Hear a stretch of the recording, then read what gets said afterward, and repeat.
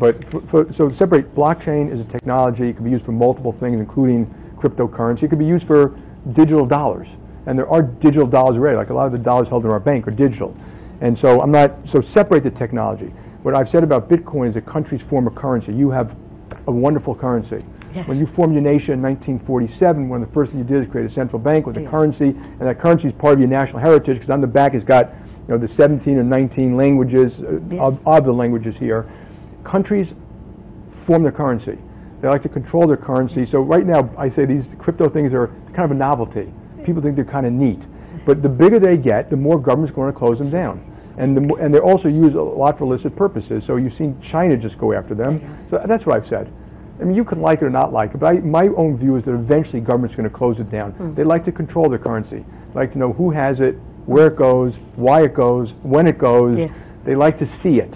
And the cryptocurrency is the opposite. So again, I prefer digital. You might have a crypto dollar. I would prefer that than a cryptocurrency which is not a fiat currency. Fair enough. Yeah. No, it's just that ultimately all currencies are created out of thin air.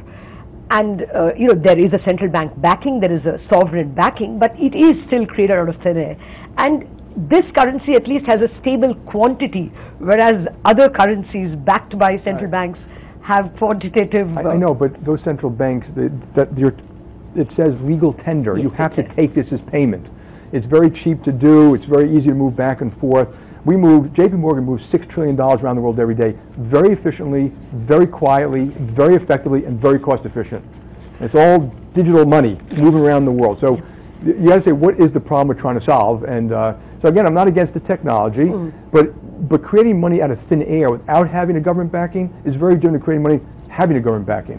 So generally, you think and like I said, it's not unlimited. So Bitcoin has that, no more than 21 million. So maybe that kind of does something there. But there's Ethereum, there are ICOs, there are cryptocurrencies everywhere. It's creating something out of nothing that, to me, is worth nothing. You think they could end badly? Is that a fear? It will end badly, yeah. Oh, okay. Yeah. Okay. And it'll end when people lose a lot of money.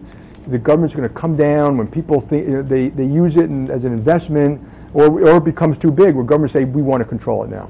And I've had many people say, well, how can you control Bitcoin? It's very simple. If I said to everyone in this room, if you buy or sell a Bitcoin, if you bet to buy and sell a Bitcoin, if you or bet anything where I'm going to put you in jail, it's over.